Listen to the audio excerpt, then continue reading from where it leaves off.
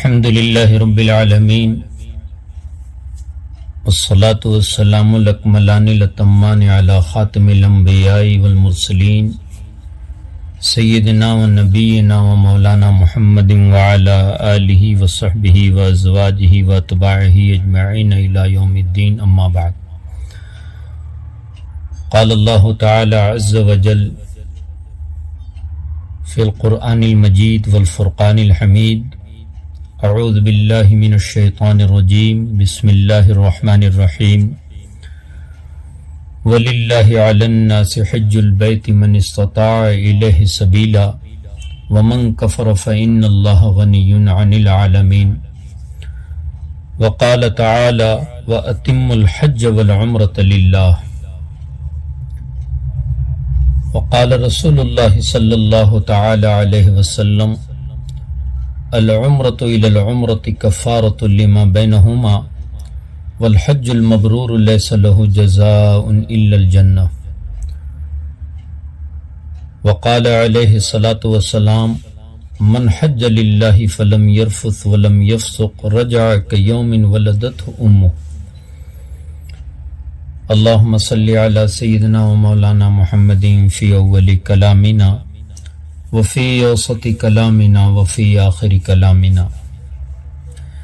لبیک اللہم لبیک لبیک لا شریک لک لبیک ان الحمد والنعمت لک والملک لا شریک لک۔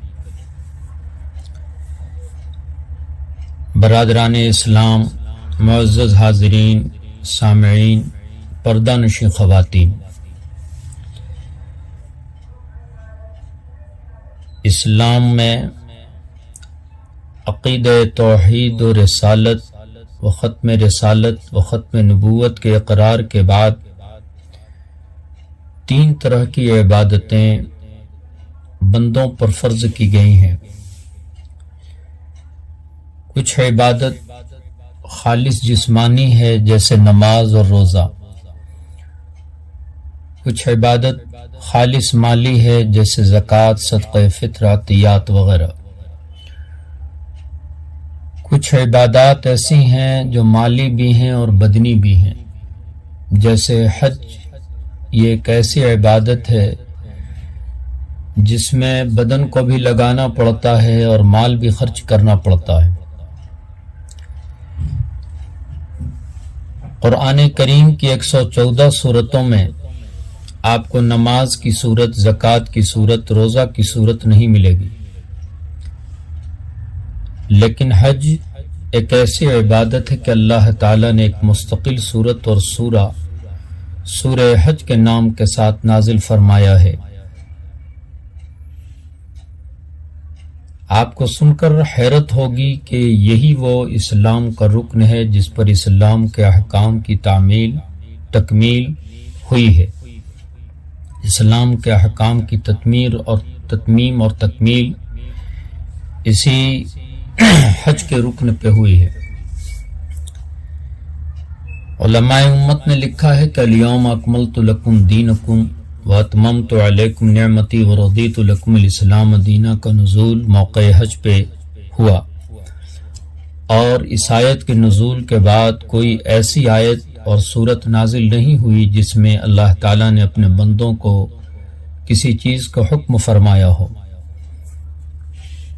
آج حج کے تعلق سے ہم ضروری باتیں آپ کی خدمت میں رکھ رہے ہیں، کیونکہ حج کے فضائل اور مسائل تو اتنے ہیں کہ سفینہ چاہیے اس بحر بے کراں کے لیے۔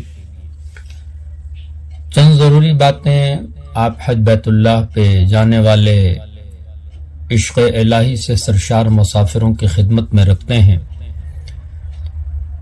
دھیان سے سنیں، عمل کی نیت سے سنیں، اور اس دعا کے ساتھ سنیں کہ اللہ تعالیٰ آپ کے حج کو مبرور اور مقبول فرمائے، اور ہم جیسے لوگ جو حج بیت اللہ کے لیے جانے سے رہ گئے ہیں، اللہ تعالیٰ آئندہ ہمیں ہماری قسمتوں میں نصیب میں اگر حج کی سعادت نہیں لکھی ہے تو اللہ تعالیٰ حج کی سعادت لکھ دے اور بار بار بیت اللہ کی زیارت کی توفیق نصیب فرمائے۔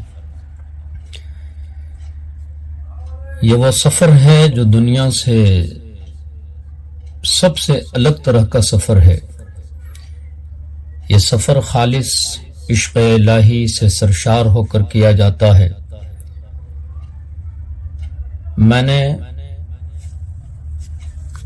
ایک بار حجاج اکرام کے قافلہ کو الوداع کہتے ہوئے چند اشعار کہے تھے۔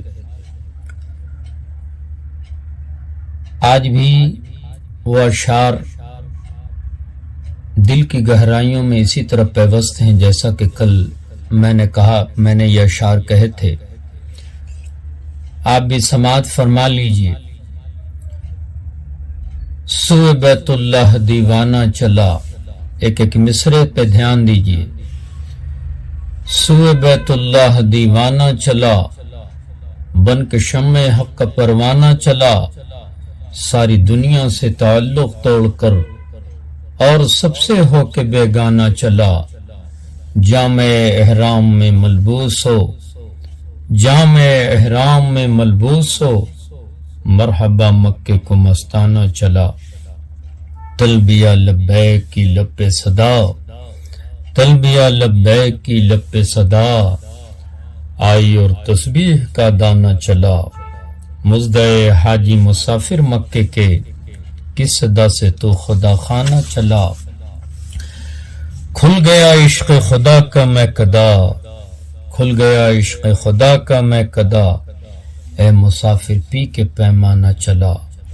حج تیرا مقبول ہو مبرور ہو، آمین۔ حج تیرا مقبول ہو مبرور ہو، کس صدا سے سوئے جانا نہ چلا۔ پھر منا مزدلفہ میں عرفات میں، پھر منا مزدلفہ میں عرفات میں، اپنے دل کا دینے نظرانہ چلا۔ مرحبا شان فقیری مرحبا، مرحبا شان فقیری مرحبا، چھوڑ کر انداز شاہانہ چلا۔ بس دعا میں یاد رکھنا مجھ کو بھی، بس دعا میں یاد رکھنا مجھ کو بھی، لفظ میں تھا رہ گیا مانا چلا، لفظ میں تھا رہ گیا مانا چلا، سوئے بیت اللہ دیوانہ چلا۔ سچائی یہ ہے کہ دنیا میں اگر کوئی سب سے بہترین آواز اور نغمہ ہے تو وہ اذان کا نغمہ ہے۔ اللہ اکبر اللہ اکبر سے لے کر لا الہ الا اللہ تک توحید و رسالت اور فلاح و بہبودی کا وہ نغمہ اور ترانہ جو اذان کی صورت میں دنیا کو سنایا جاتا ہے، اس سے بہتر کوئی نغمہ اور ترانہ نہیں ہو سکتا۔ دنیا میں اگر کوئی خوبصورت حسین تر اگر عاشقوں کا لباس ہے تو وہ احرام ہے۔ آج آپ دیکھ رہے ہیں کہ دنیا کے کونے کونے سے، شرق سے غرب سے، جنوب سے مشرق سے مغرب سے، جنوب سے شمال سے، ہر طرف مختلف ملکوں کے رہنے والے، وطن کے رہنے والے، الگ الگ زبان بولنے والے، الگ الگ تہذیبوں کے رکھوالے آج ایک ہی تہذیب اسلامی، ایک ہی نعرے اسلامی اور ایک ہی نعرے عاشقانہ و مستانہ لگاتے ہوئے آج بیت اللہ کی طرف رواں دواں ہیں اور مکہ مکرمہ میں حاضر ہیں۔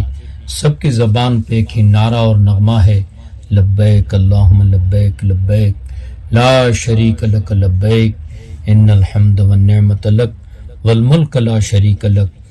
ترانہ ایک، لباس ایک، جذبہ ایک اور نیت ایک۔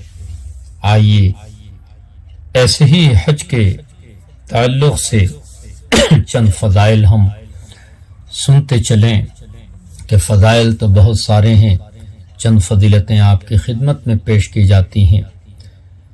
سب سے پہلی فضیلت تو یہ ہے جو میں نے آپ کو بتایا کہ قرآن کریم میں اسلام کا یہی وہ رکن ہے جس کے نام پر ایک مکمل سورہ موجود ہے۔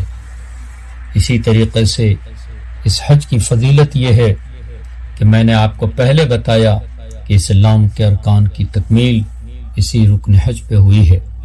اسی طریقے سے حج بیت اللہ کی ایک فضیلت یہ ہے کہ پیغمبر خدا صلی اللہ علیہ وسلم نے فرمایا وہ حج جس میں فسق و فجور اور جدال، لڑائی جھگڑے سے پرہیز کیا گیا ہو، گناہ صغیرہ اور کبیرہ سے اجتناب کیا گیا ہو، اللہ تعالیٰ ایسے حاجی کو اتنا مکرم اور پاک بنا کر لوٹاتے ہیں کہ جب یہ حاجی حج سے لوٹتا ہے تو ایسا لوٹتا ہے جیسے آج ہی ماں نے اس کو جنا ہے، آج ہی ماں کے پیٹ سے پیدا ہوا ہے۔ اسی طریقے سے پیغمبر خدا صلی اللہ علیہ وسلم نے فرمایا، ایک عمرہ سے دوسرا عمرہ کرنا، بیچ میں جو گناہ ہوتے ہیں تو ان گناہوں کے لیے 2 عمرے کفارہ بن جاتے ہیں۔ اور حج مبرور کا بدلہ تو اللہ تعالیٰ نے صرف جنت رکھا ہے، والحج المبرور لیس له جزاء الا الجنہ۔ اسی طریقے سے پیغمبر خدا صلی اللہ علیہ وسلم نے فرمایا، حج وہ عمل ہے جس سے پچھلے سارے گناہ معاف ہو جاتے ہیں، گناہوں کے اثرات تک مٹ جاتے ہیں۔ اسی طریقے سے پیغمبر خدا صلی اللہ علیہ وسلم کا فرمان ہے، یہ وہ عمل ہے جو فقر اور گناہ دونوں کو اس طرح مٹا دیتا ہے جیسے آگ کی بھٹی لوہا، سونا اور چاندی کے میل کچیل اور زنگ کو ختم کر دیتی ہے۔ اسی طریقے سے حج کی ایک فضیلت یہ ہے کہ حج کے دوران اللہ کے راستے میں خرچ کرنا، محتاجوں اور غریبوں پہ صدقہ خیرات کرنا، اس خرچ کرنے کا ثواب 700 گنا تک کے بڑھا دیا جاتا ہے۔ اسی طریقے سے پیغمبر خدا صلی اللہ علیہ وسلم کے فرمان کی روشنی میں حج اور عمرہ کرنے والے اللہ تعالیٰ کے مہمان ہیں، اللہ پاک ان کی دعاؤں کو رد نہیں فرماتے، ان کی دعا کو قبول فرماتے ہیں، ان کے سوال کو پورا فرماتے ہیں، ان کی مانگ کی تکمیل فرماتے ہیں اور ان کی دعائیں بے حد قبول ہوتی ہیں۔ اللہ تعالیٰ ان کی سفارشیں سنتے ہیں اور اللہ تعالیٰ ان کے لیے 1000 گنا تک ثواب بڑھا دیتے ہیں۔ اسی طریقے سے حاجی جب میدان عرفات میں ٹھہرتا ہے تو یوم عرفہ میں اللہ تعالیٰ اس طریقے سے حاجی کے گناہوں کو معاف فرما دیتا ہے کہ بعض علماء نے فرمایا صغائر و کبائر سب معاف ہو جاتے ہیں، حقوق اللہ سبھی معاف ہو جاتے ہیں، البتہ حقوق العباد کے تعلق سے کہ حقوق العباد کی ادائیگی ضروری ہے حاجی کے لیے، حقوق العباد معاف نہیں ہوتے۔ بہرکیف حاجی کے لیے اللہ تعالیٰ نے بڑا انعام، بڑا اکرام، بڑا ثواب، بڑی رحمت و عنایت، فضل و مہربانی، کرم، بخشش، مغفرت، عطا، سب کچھ بہت ساری دولتیں حاجی کے لیے رکھی ہیں۔ اسی لیے جو لوگ قدرت کے باوجود، طاقت کے باوجود حج نہیں کرتے تو ترمذی شریف میں حضرت علی رضی اللہ عنہ سے روایت ہے کہ پیغمبر خدا صلی اللہ علیہ وسلم نے ایسے بدنصیبوں کے تعلق سے فرمایا ہے کہ جو شخص توشہ اور سواری کا مالک ہو، جو اسے بیت اللہ شریف تک لے جائے اور استطاعت کے باوجود پھر بھی وہ حج نہ کرے تو چاہے وہ یہودی ہو کر مر جائے یا نصرانی عیسائی ہو کر مر جائے، اللہ تعالیٰ کو اس کی کوئی پرواہ نہیں ہے۔ علماء امت نے لکھا ہے کہ حضرت فاروق اعظم سیدنا عمر بن خطاب امیر المومنین رضی اللہ تعالیٰ نے فرمایا کہ میرا ارادہ ہے، میں نے ارادہ کیا کہ کچھ لوگوں کو مختلف شہروں میں بھیجوں جو تحقیق کریں کہ استطاعت کے باوجود وہاں کے لوگ کون ہیں جنہوں نے حج نہیں کیا، تو جن لوگوں نے حج نہیں کیا تو میں نے ارادہ کیا ہے ان لوگوں پر ٹیکس لاگو کر دوں کیونکہ وہ مسلمان نہیں ہیں۔ اس لیے صاحبو، جن کو اللہ تعالیٰ نے حج کی استطاعت بخشی ہے وہ پہلی فرصت میں حج کر لیں، اس لیے کہ معذوریاں، مجبوریاں انسانوں کے ساتھ لگی ہوئی رہتی ہیں، اس لیے عذر کے آنے سے پہلے حج کر لینا چاہیے، پتہ نہیں بعد میں موقع ملے یا نہ ملے۔ میری آنکھوں نے بہت سی دولت والوں کو، بہت سے عہدے والوں کو دیکھا ہے کہ دولت کے باوجود، عہدے کے باوجود، ثروت کے باوجود، استطاعت کے باوجود انہوں نے حج کا فریضہ ادا نہیں کیا، اور ایسے بدنصیب لوگ دنیا سے بغیر حج کی سعادت حاصل کیے چلے گئے اور ہمیشہ کے لیے انہوں نے اللہ تعالیٰ کی ناراضگی کا توق اپنے گلے میں ڈال لیا۔ اس لیے حج کی استطاعت ہو تو ضرور حج کرنا چاہیے۔ آئیے اب حج کے اقسام اور کچھ دیگر احکام آپ کی خدمت میں رکھتے ہیں۔ یاد رکھیے حج 3 طرح کا ہوتا ہے اور حاجی 3 طرح کے ہوتے ہیں۔ حج کی 3 قسمیں یہ ہیں: حج افراد، دوسری قسم حج تمتع اور تیسری قسم حج قران ہے۔ حج افراد کا مطلب کیا ہوتا ہے کہ حج کے دنوں میں صرف حج کی ادائیگی کے لیے احرام باندھنا اور عمرہ نہ کرنا، اس میں قربانی واجب نہیں۔ ایسے حاجی کو مفرد حاجی کہتے ہیں۔ حج تمتع کا مطلب کیا ہوتا ہے؟ پہلے عمرہ کا احرام باندھنا، پھر حج کے وقت میں حج کا احرام باندھنا۔ ایسے حاجی پر شکرانے کی قربانی لازم ہوتی ہے اور ایسے حاجی کو متمتع حاجی کہتے ہیں۔ تیسری قسم ہے حج کی، وہ حج قران ہے۔ قران کے معنی ملانا، یعنی ایک ہی ساتھ حج اور عمرہ کا احرام باندھا جاتا ہے۔ عمرہ کا ارکان ادا کرنا مگر سعی کے بعد حلق یا قصر نہ کرنا، پھر حج کے ارکان ادا کرنے کے بعد حلق یا قصر کرنا۔ ایسے حاجی پر بھی قربانی واجب ہے، یہ حاجی قارن کہلاتا ہے۔ مختصر میں اب میں بتاؤں کہ حج کیسے کریں، غور سے سنیں۔ حج کے 5 دن ہیں جو ایام حج کہلاتے ہیں۔ 8 ذی الحجہ کا سورج طلوع ہونے کے بعد حاجی احرام باندھ کر منا جائیں گے۔ منا میں 5 نمازیں پڑھیں گے۔ 9 ذی الحجہ کی صبح تک ان کو منا میں رہنا ہے۔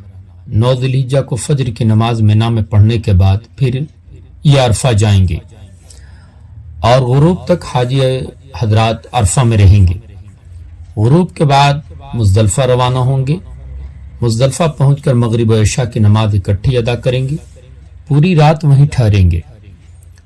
جیسے ہی صبح صادق ہو جائے، اندھیرے میں فجر کی نماز ادا کر کے ذکر و اذکار اور تلبیہ میں سورج طلوع ہونے تک مشغول ہو جائیں گے۔ سورج طلوع ہونے کے قریب مینا کی طرف روانہ ہو جائیں گے اور مینا آ کر طلوع آفتاب سے لے کر زوال کے درمیان میں صرف جمرہ عقبہ کی 7 کنکریوں سے ماریں گے۔ جمرہ عقبہ کو 7 کنکریوں سے ماریں گے اور پھر قارن اور متمتع قربانی کریں گے۔ مفرد پر قربانی لازم نہیں ہے۔ پھر سر کا حلق کرائیں گے، اس کے بعد احرام کھول دیں گے اور احرام کے تمام ممنوعات سوائے بیوی کے پاس جانے کے اس سے آزاد ہو جائیں گے۔ پھر طواف زیارت کریں گے اور یہ طواف 12 ذی الحجہ کے غروب تک کر سکتے ہیں، اور اگر شروع میں حج کی سعی نہیں کی ہے تو طواف زیارت استباء اور رمل کے ساتھ کریں گے اور حج کی سعی کریں گے۔ یاد رہے کہ اس کے بعد بیوی کے پاس جانا حلال ہو جائے گا۔ پھر 11 ذی الحجہ کو زوال کے بعد پہلے جمرہ اولا، پھر وسطیٰ، پھر عقبہ کی بالترتیب رمی کریں گے اور 12 ذی الحجہ کو بھی ایسا ہی کریں گے۔ اگر 12 ذی الحجہ کے بعد 13 ذی الحجہ کی صبح صادق تک مینا میں رہے تو 13 ذی الحجہ کی رمی بھی لازم ہوگی، ورنہ لازم نہیں ہوگی۔ البتہ یہ رمی زوال سے قبل بھی کی جا سکتی ہے۔ اگر یہ رمی نہیں کی تو کوئی دم لازم نہیں ہوگا، البتہ اس رمی کو ترک کرنا مکروہ ہے۔ تاہم مکہ جانے کے بعد جب واپس ہونے لگے تو صرف طواف وداع کریں گے۔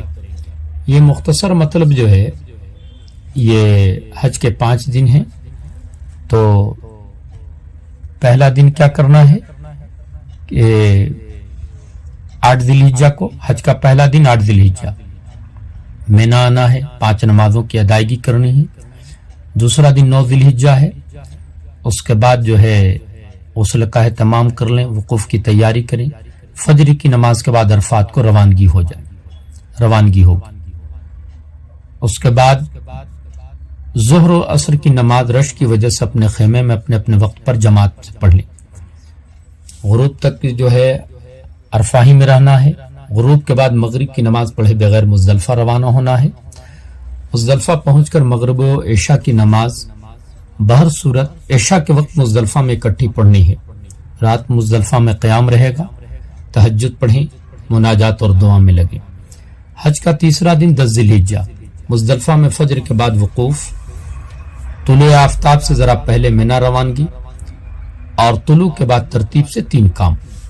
پہلے صرف بڑے ستون کی رمی، پھر حج کی قربانی، پھر سر کے بال منڈانا یا انگلی کے پورے برابر کتروانا۔ عورتیں بال نہیں منڈائیں گی، حلق نہیں کریں گی، صرف قصر یعنی صرف بال کتروائیں گی۔ اس کے بعد احرام کھول کر عام کپڑوں میں طواف زیارت کے لیے مکہ مکرمہ جائیں۔ اس دن بھی جا سکتے ہیں، اس کے کل ہو کر بھی جا سکتے ہیں، پرسوں بھی جا سکتے ہیں۔ پھر رات وہاں سے جو ہے واپس آ کر مکہ مکرمہ سے منا میں قیام کریں۔ حج کا چوتھا دن 11 ذی الحجہ، زوال کے بعد اگلے دن صبح صادق تک کسی وقت بھی رمی کر سکتے ہیں۔ پہلے چھوٹے ستون کی رمی کریں، پھر درمیانے ستون کی رمی کریں، پھر بڑے ستون کی رمی کریں۔ اگر آپ نے جو ہے کل طواف زیارت نہیں کیا تھا تو آج کر لیں، پھر رات واپس آ کر منا میں قیام کریں۔ حج کا 5واں دن 12 ذی الحجہ، زوال کے بعد اگلے دن صبح صادق تک کسی وقت پہلے چھوٹے ستون کی رمی کریں، پھر درمیانے ستون کی رمی کریں، پھر بڑے ستون کی رمی کریں۔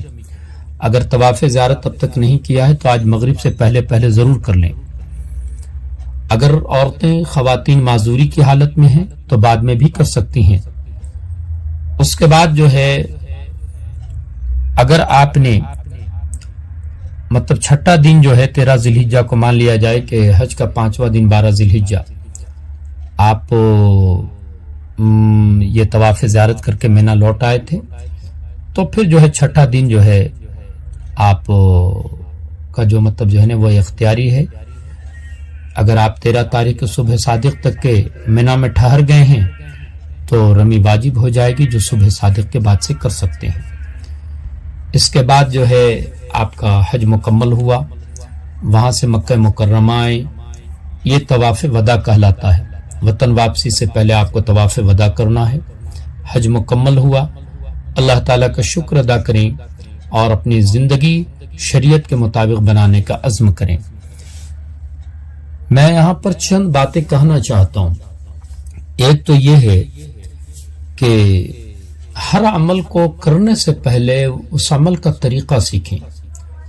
اس عمل میں فرائض کیا ہیں، واجبات کیا ہیں، سنتیں کیا ہیں، مستحبات کیا ہیں، اور اسی طریقے سے جو ہے اس کے ارکان کیا ہیں، کن کن چیزوں سے وہ عمل فاسد ہو جاتا ہے، مکروہ ہو جاتا ہے، تو ان سب چیزوں کا بہت زیادہ خیال رکھنا چاہیے۔